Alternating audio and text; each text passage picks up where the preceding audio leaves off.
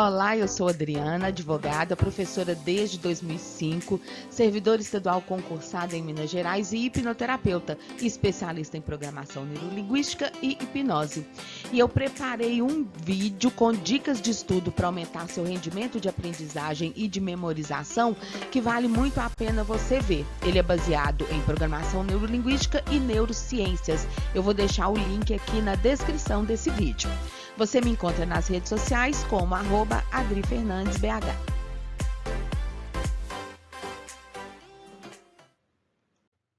Esse é um resumo do texto Presidencialismo de Coalizão e é importante que você já tenha noção de como acontece o processo legislativo, a formulação de políticas públicas. Então, se você é cru nesse assunto, você pode ficar um pouco perdido. Eu aconselho que você estude antes o regimento da Assembleia, vai te dar bastante noção. Ou leia alguma outra coisa, aprenda um pouco de como são aprovadas as leis, para aí você voltar nesse texto. Vamos lá. O texto tem início com a ideia da necessidade de exercício de uma engenharia institucional, onde o sistema de governo deveria ser alterado, uma vez que na Constituição de 1946, onde havia previsão de separação de poderes, o presidencialismo não teria cooperação dos parlamentares, com grande tendência a conflitos institucionais insolúveis. Outros autores acreditavam que, no presidencialismo, com separação de poderes, o presidente seria uma figura fraca, o parlamento seria uma instituição forte e corria o risco do presidente não conseguir implantar nenhuma política pública, porque se ele não concedesse muitos benefícios aos parlamentares. Da mesma forma, eles acreditavam, também diferente da Constituição de 1946, que deveria ser alterada a legislação partidária de modo a valorizar o voto individual do legislador, reduzindo a disciplina partidária e obtendo-se um número menor de partidos políticos. A ideia é que isso iria facilitar a governabilidade. Mas essas alterações não aconteceram. Nada disso aconteceu e a Constituição de 88 repetiu o mesmo sistema partidário da multiplicidade de partidos e a separação de poderes que tinha sido criado lá na Constituição de 46. Segundo outros autores, segundo o autor, outros autores acreditavam que esse quadro levaria, como eu falei, a uma inoperância do executivo, a um presidente politicamente fraco. Mas como a gente vai ver no decorrer do texto, a prática mostra que isso não aconteceu, muito pelo contrário. Então, o diagnóstico de repetição, de paralisia decisória do executivo, que ocorreu lá em 1946, não se cumpriu depois da Constituição de 88, mesmo ela tendo repetido o sistema partidário de separação de poderes de 46. A ampliação dos poderes do presidente da República na Constituição de 1988, aliado à ampliação dos recursos legislativos à disposição dos líderes partidários para comandar sua bancada, garantida via regimentos internos das casas legislativas, fortaleceu politicamente o chefe do Executivo pela previsibilidade das votações. Ou seja, apesar da Constituição de 88 ter repetido o modelo de sistema partidário e de separação de poderes lá de 1946, ela ampliou alguns poderes, nós vamos ver mais adiante, do presidente da República, e as casas legislativas, por meio de seus regimentos internos, concederam aos líderes partidários mais recursos legislativos para comandar a bancada. E isso fortaleceu, politicamente o chefe do executivo pela previsibilidade das votações. Ou seja, essa ampliação de poderes e ampliação de poderes do presidente e de recursos legislativos dos líderes faz com que se saiba de antemão qual vai ser a votação de um projeto em plenário. Então, o chefe do executivo já sabe se o risco maior é de ganhar ou de perder, e aí ele barganha os votos. Então, como diz o texto, assim, tem-se um quadro que, em média, 89,4% do plenário vota de acordo com a orientação do partido. É a média brasileira que se observa hoje, levando a possibilidade de previsão de resultado de 93,7% das votações nominais. Então, olha só, o partido já sabe de antemão se ele vai ganhar ou não. E aí ele negocia com os partidos, e não com os parlamentares individualmente, mas com os partidos, os benefícios para ele ter mais votos, caso ele veja que ele vai perder uma votação. Bom, nesse contexto, então, é grande a aprovação das matérias do Executivo com o apoio político partidário. Isso é coalizão. É o voto partidário em detrimento do voto individual do parlamentar. O parlamentar acaba sendo obrigado a votar de acordo com o seu partido, mesmo que ele tenha convicções contrárias. É o atrelamento do parlamentar às imposições do partido, né? No caso, a cooperação com o presidente da República, cujos poderes ampliados na Constituição Federal de 88 garantem meios de induzir essa cooperação. E esse poder ampliado que induz a essa cooperação é o que chamam de poder de agenda. O presidente do Executivo, ele tem o poder de agenda. Agenda de governo é o conjunto de assuntos sobre os quais se debruça o Executivo, as prioridades de governo, as políticas públicas. Sem apoio do Legislativo, fica impossível implementar a agenda e governar. Então, voltando lá atrás, quando eu falei, se o presidente for fraco, se ele não barganhar, não tiver instrumentos para barganhar votos com os partidos, ele não consegue aprovar as normas de políticas públicas, as prioridades do governo. E aí ele não consegue governar, ele não consegue implementar nada de seus projetos. E isso fica muito dificultado quando se busca voto a voto. Quando, segundo outros autores queriam, ampliar o poder de voto individual do parlamentar e não o voto partidário, nossa, o governo estaria refém do parlamentar individualmente. Com o sistema de separação de poderes, de mais poderes que a Constituição deu para o presidente da República e a valoração do líder de partido e de bancada, a ampliação dos recursos que o líder de partido e de bancada obteve por meio do regimento das casas legislativas, garantiram que o executivo tenha o poder de agenda, porque ele não vai barganhar voto a voto, ele vai barganhar com o partido, com o bloco. E isso fortalece o executivo. O poder de agenda, então, nós vimos que a agenda é o conjunto de políticas, né? O poder de agenda é a detenção de instrumentos de pressão que garante o controle das votações no legislativo.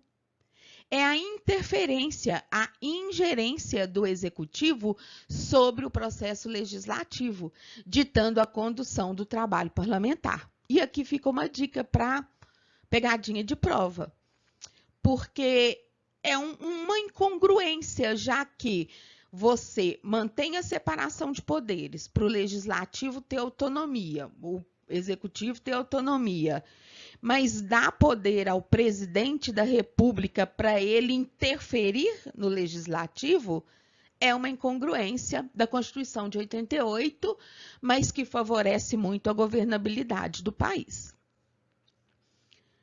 Bom, o poder de agenda, então, é a detenção de instrumentos de pressão para ele ter o controle do legislativo. E esses instrumentos quais são?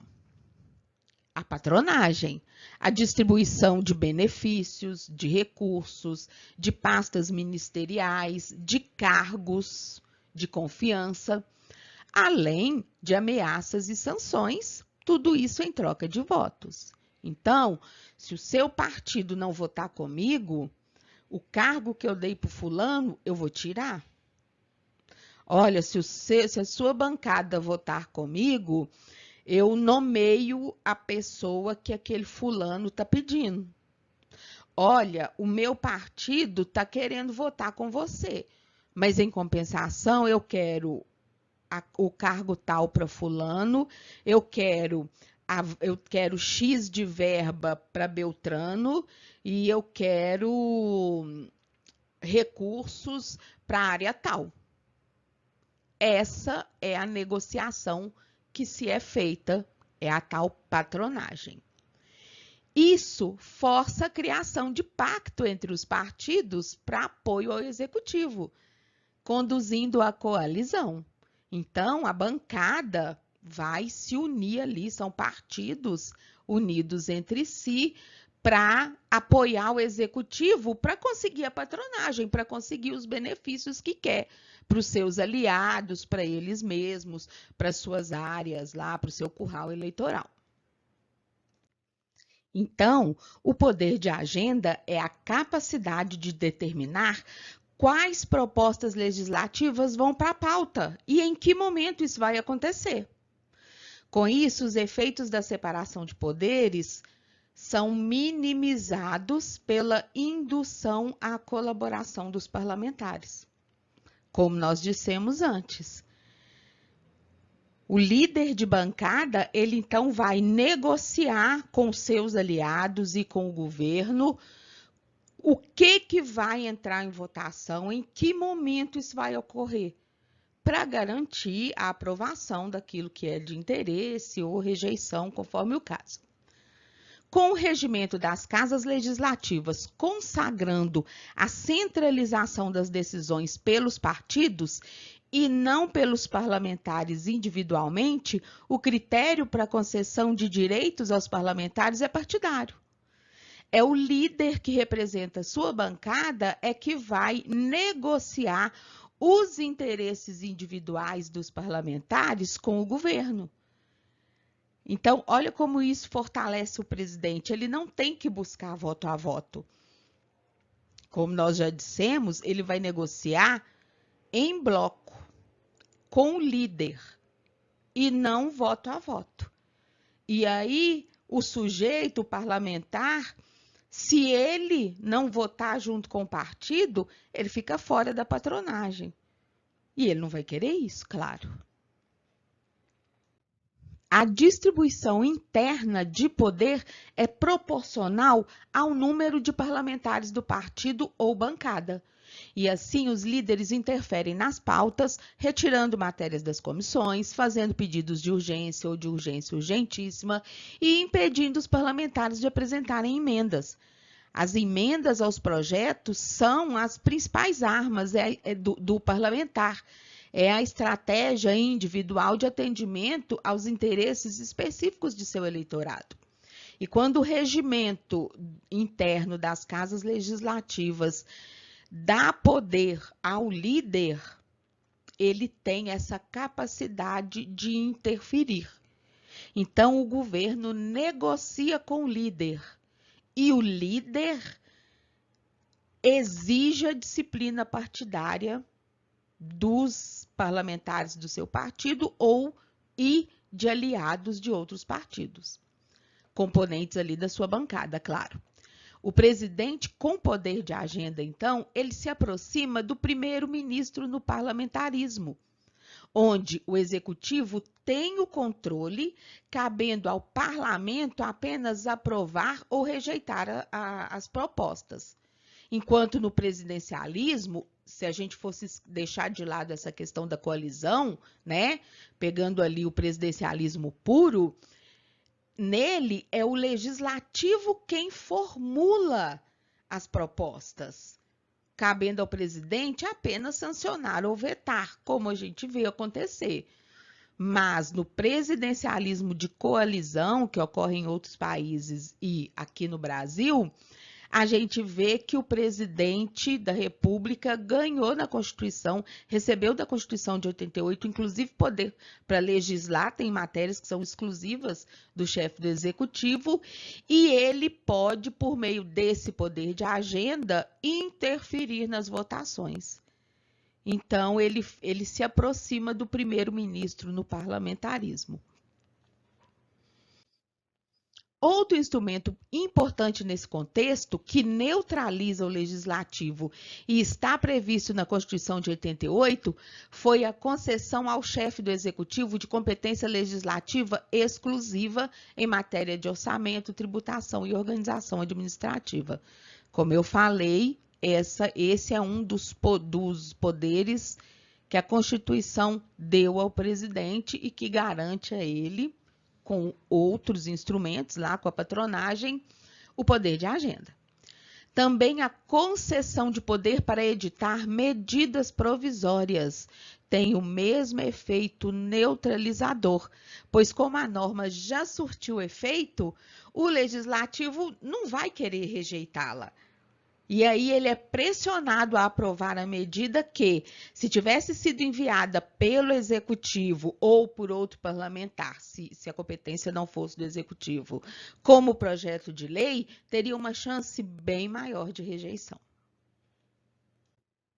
Enfim, usando todos esses instrumentos, o Executivo controla a agenda e consegue implementar suas políticas públicas. Com seu poder legislativo, as preferências do presidente incidem sobre as preferências dos parlamentares. E esse controle das cadeiras do parlamento reduz o conflito entre executivo e legislativo, que era temido, né, o conflito que temia quem defendia que não deveria haver a separação de poderes na Constituição de 88.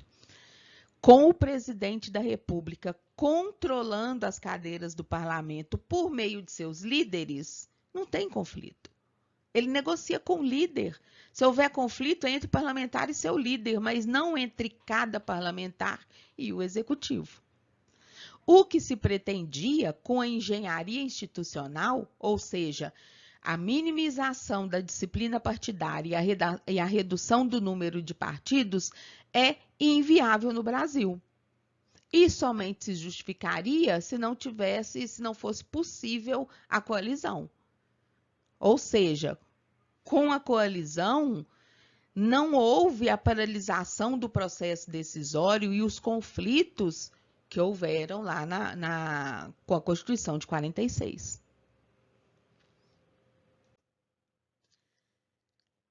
A votação nominal, lembrando, né, ela favorece a alta disciplina partidária no Brasil, que, por sua vez, confere previsibilidade às decisões plenárias controladas pelo presidente por meio dos instrumentos já mencionados. Claro, votação nominal, você está vendo ali com quem que o sujeito está votando, se ele está votando a favor ou contra, ele não vai se desgastar, ele não quer perder a patronagem. Então, é óbvio que a votação nominal favorece a alta disciplina partidária e garante a previsibilidade às decisões plenárias. Importante observar que no Senado é aceito o voto do líder representando a bancada ou partido. o que constitui um outro ponto que dificulta a infidelidade partidária. Então, ali no Senado, em algumas situações, o líder vota pela sua bancada, então o presidente vai ter todos os votos. Então, vai inexistir rebeldia, ainda que haja um parlamentar rebelde, insubordinado, numa determinada questão, quando se aceita o voto do líder representando a bancada, isso é suplantado, isso é neutralizado. E apesar do voto de liderança ser reconhecido no Senado, mas não ser reconhecido na Câmara dos Deputados, em todos os casos de sessão dos projetos que exigirem sessão conjunta, o voto do líder pode acontecer. E aí, eles gostam porque reduz o tempo de votação, as coisas ganham agilidade e favorece extremamente a quem está com o líder, né? No caso, o governo que está ali junto com o líder. Nesse contexto, a votação nominal é chamada pelo líder somente quando for interessante, ou quando ele quiser derrubar o partido adversário face ao eleitorado. Então, eu tenho uma questão de governo que o parlamentar individualmente não aceita porque vai contra os interesses do eleitorado dele. Eu vou chamar a votação nominal no Senado ou mesmo na sessão conjunta, eu, líder, para mostrar para o eleitorado do meu adversário que ele está votando com a disciplina partidária em favor do governo e contra o seu próprio eleitorado. Importante aqui diferenciar coesão partidária de disciplina partidária. Na coesão, há uma homogeneidade nas preferências dos parlamentares. Todos eles pensam e concordam com aquilo. Enquanto na disciplina, essa homogeneidade não existe. O que existe é o medo de perder a patronagem com o risco de aplicação das sanções. Então, todo mundo vota igual, não porque tem as mesmas convicções, mas porque tem medo das sanções, de perder o cargo que pediu para fulano. A minha Alexa atrapalhando nossos estudos. Me perdoem, eu pus um lembrete e esqueci. Mas vamos lá, voltando ao raciocínio, professora também da bancada. E eu não quero parar a gravação. Então, isso pode ser pegadinha de prova. Coalizão, que é o que a gente tem na disciplina partidária, é diferente de coesão partidária. Coesão não é coalizão. Na coesão, os parlamentares pensam iguais e votam igual. Na disciplina partidária, que é o que acontece na coalizão, pode haver parlamentares que pensam diferente, que querem votar diferente, mas com medo da aplicação de sanções, com medo de perder a patronagem, ele adere à disciplina partidária e ele vota junto com seus pares, e aí tem-se uma pseudo-coesão. Diferentemente de um contexto onde o executivo fraco precisa conquistar voto a voto, quando ele possui o poder de agenda, ele barganha a aprovação ou rejeição da matéria, ou seja, todos os votos necessários para isso em bloco ali com o líder do partido ou da bancada. Essa barganha, ela vai ter início lá na posse do presidente. Quando ele distribuir as pastas ministeriais, ele já calculou, já está fazendo tudo conforme o cálculo que ele fez, de modo a obter a maioria do apoio dos partidos no parlamento. Então, quando ele monta o ministério, distribuindo as pastas, essa barganha tem início com a posse do presidente, quando ele monta o ministério, distribuindo as pastas entre os partidos, de modo a obter a maioria no parlamento. Uma questão a observar é a possibilidade de insurgência de um parlamentar, que pode querer pedir mais benefícios do que ele já recebeu pelo seu voto. Mas aí seria como dar um tiro no pé, né? A insubordinação, ou seja, o voto contrário aos interesses do seu partido, pode fortalecer o partido contrário. E isso vai queimá-lo. Então, ele só vai agir assim se ele angariar adeptos. Somente se ele tiver a certeza de que outros parlamentares farão a mesma coisa é que essa estratégia de insurgência pode dar certo. O risco é alto dele perder, né? Dele não conseguir impedir a votação que o governo quer aprovar ou de conseguir de impedir a aprovação do que o governo pretende, aliado ali ao líder do seu partido ou de bancada. Ele vai perder a patronagem, ele não vai poder querer pedir mais do que ele já tem. Então, ele não vai fazer isso sozinho, ele não vai se arriscar sozinho, porque aí o risco é alto. Então, ele vai ter que minar o partido e os blocos, buscando adeptos, combinando os votos, para aí sim ele fazer isso. É por isso que a previsibilidade de aprovação, de acordo com os interesses do governo, ou de rejeição, é de 93% e não de 100%, porque pode sim haver essa insurgência e o parlamentar, burro que ele não vai se insurgir sozinho. Ele pode conseguir adeptos e jogar farofa ali no ventilador do seu líder e, consequentemente, do governo. Então, isso pode acontecer sim. Por isso, é importante agir sempre coletivamente, ao invés de individualmente. Porque se ele fortalece o seu partido votando com o governo, ele vai ter seus ganhos garantidos. Então, é melhor ele perder um pouquinho aqui, ganhar mais ali na frente. E quando o presidente precisa negociar votos com a minoria de partidos contrários? Ele negociou com seus aliados, mas ainda falta voto para ele aprovar alguma coisa. Então, ele precisa correr atrás da oposição. Nesse caso, também não fica difícil para ele. O poder fica até maior, porque, vamos supor, o texto dá exemplo de 3 partidos que são oposição. Partidos ou blocos, né? Então, quando o governo entende que precisa dos votos de um partido opositor para conseguir o que ele pretende, ele vai ali negociar com cada um dos partidos de oposição e nenhum desses partidos pode pedir muita coisa, porque aí o partido vai para o lado daquele que pediu menos. Então, é mais fácil ainda, mesmo é fácil para o governo, fácil entre aspas, né? Para ele poder angariar os votos dos partidos de oposição, porque se um partido de oposição exige muito para estar ao lado do governo, ele perde a patronagem, porque o outro que pediu menos, o governo vai então prometer ali os benefícios para ele e vai descartar aquele que pediu mais. Então, voltando.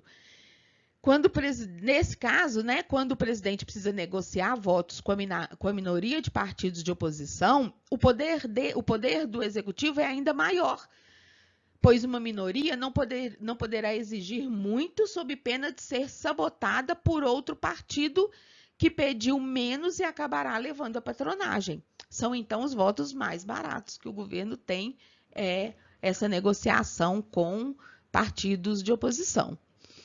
Estar ao lado do governo traz ganhos e perdas.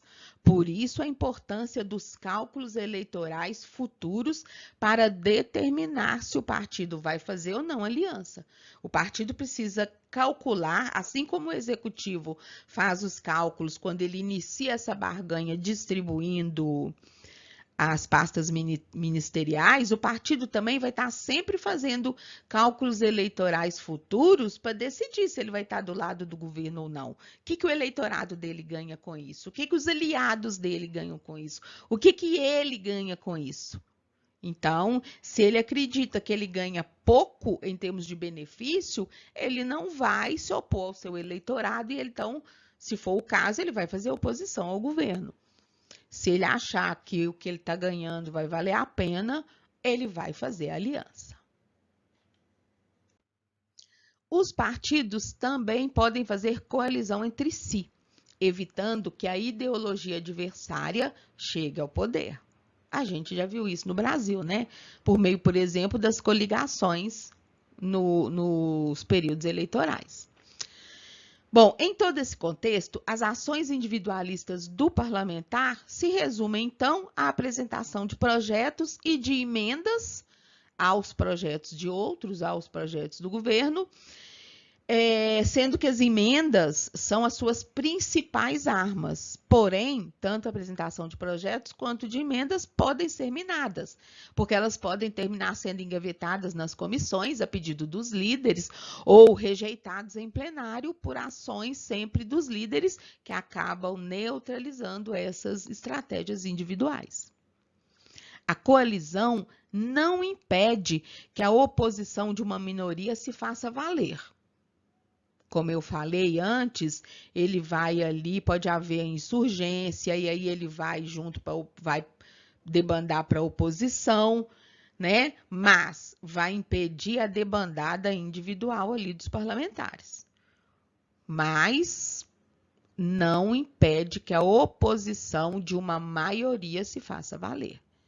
A coalizão impede a debandada do parlamentar. Apenas isso. Como o governo detém maior poder de formulação de políticas públicas, ou seja, de agir pelo povo, pelo eleitorado, estar ao lado dele votando a favor de medidas que contrariam o seu interesse individualista imediato, garante não apenas a patronagem já mencionada, mas também o retorno eleitoral. Olha, eu estou votando com o governo, isso aqui foi bom para o povo.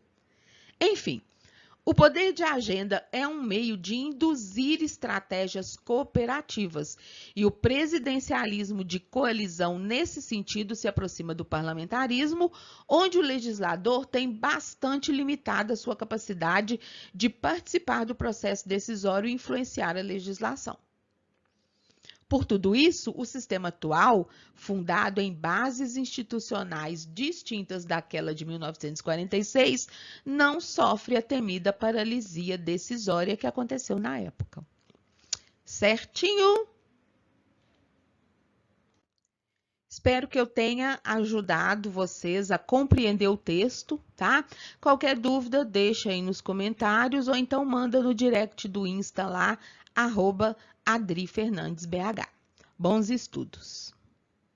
Muito obrigada por ter assistido até aqui. Deixe seu like e lembre-se, sucesso é resultado de persistência e dedicação.